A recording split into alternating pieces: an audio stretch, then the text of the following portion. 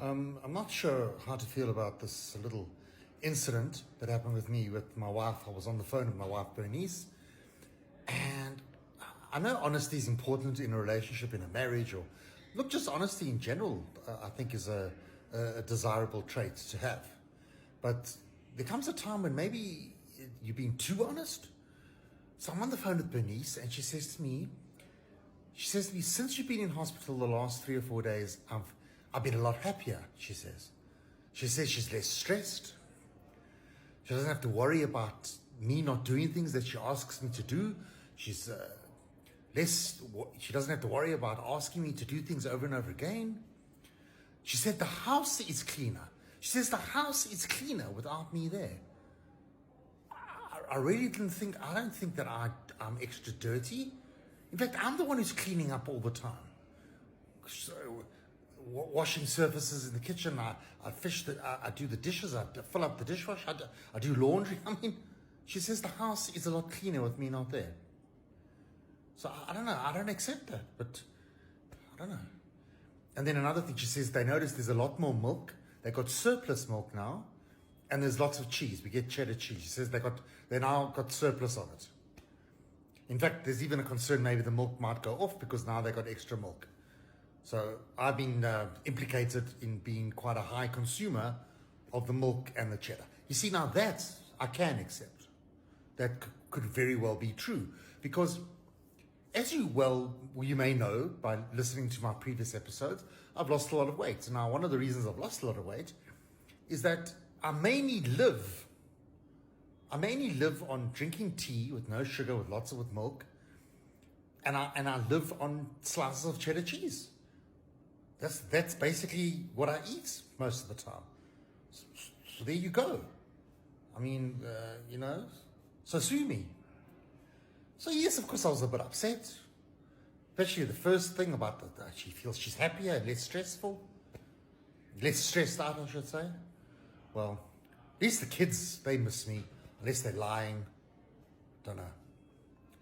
And then what else? Oh, as I've mentioned, I've been watching quite a bit of TV lately, as you all know. And another kind of a epiphany I had. No, not so much an epiphany. It just confirmed what I've always suspected. So on Netflix, I'm watching this World War II documentary, and they've colorized it, and it's brilliant.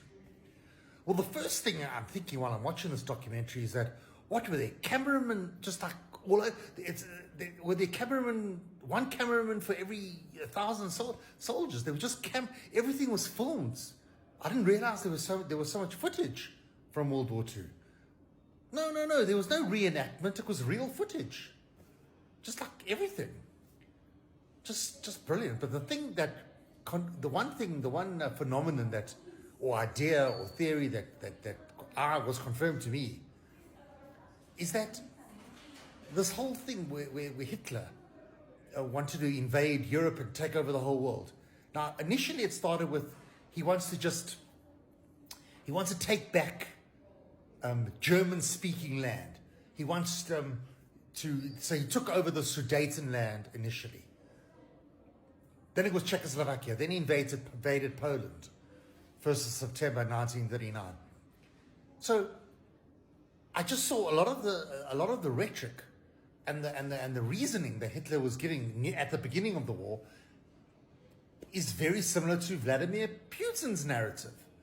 Vladimir Putin says that he wants to reinstate the lost territories from 1990, when the USSR, Soviet Union was broken up, and all those independent states were given autonomy away from the Soviet Union. He wants those territories back. So he's invaded Ukraine. He invaded Crimea before in 2014? So how is it different to Hitler? Yes, a lot, not so much of the genocide. No gassing and crematoriums and mass genocide, 10 million people murdered. Okay, I don't think, as much as I don't like Vladimir Putin, and he's just a horrible person, he's not a Hitler. Hitler was in another category. But what he's doing is just, the world just stands by. Yes, America and various countries are helping Ukraine and they're arming Ukraine.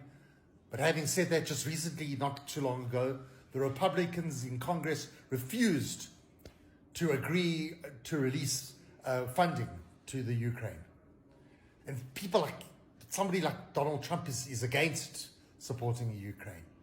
Just the thing is, what is different now in 2024? Why is Vladimir Putin not going ahead like Hitler went ahead, just going? Because Vladimir Putin doesn't have to theoretically conquer Ukraine before he starts going to other places. Look, I don't know the size of his army. Maybe he doesn't actually have the troops to concentrate on other countries at the same time. Fregmir, look, I was watching this documentary, and I suppose, yes, Hitler did invade one country at a time. So, yeah, so I suppose I'm corrected there. Look, it's been just over two years with this invasion of the Ukraine. It's not going according to plan. But I don't see it ending. Does this Ukraine thing, I don't think it's coming to an end. It's quite something. And then I like to just one last thing before I go. I'll do something in previous episodes, and something that's big, something that I think is important. And then I don't want to just forget about it, but just a little reminder, just an update. One of the things, my little bit on Rabbi Warren Goldstein's video that he posted almost a month ago regarding what the Israeli Defense Force is doing in Gaza and a whole lot of different things. The one thing that the rabbi pointed out was he brought up this the story that was in the Jerusalem Post that implicated 3 different banks in South Africa, saying or alleging that these banks, I think it was FNB, Standard Bank and Absa, that they were providing banking platforms to help Hamas with their funding. And Chief Rabbi Warren Goldstein said there will be an investigation, we're going to follow this up, and if this is true, etc., he's going to write to the CEOs of these banks, and he's going to find out whether it's true or not, and they're going to be answerable. Well, first of all, if the story was true, don't you think it's a big enough and an important enough and a scandalous enough story that if it was actually true, it would have been a big worldwide story? It would have been picked up by other news publications. Just remember, Jerusalem Post is very much a right-wing publication there, almost like a mouthpiece for Netanyahu to a degree.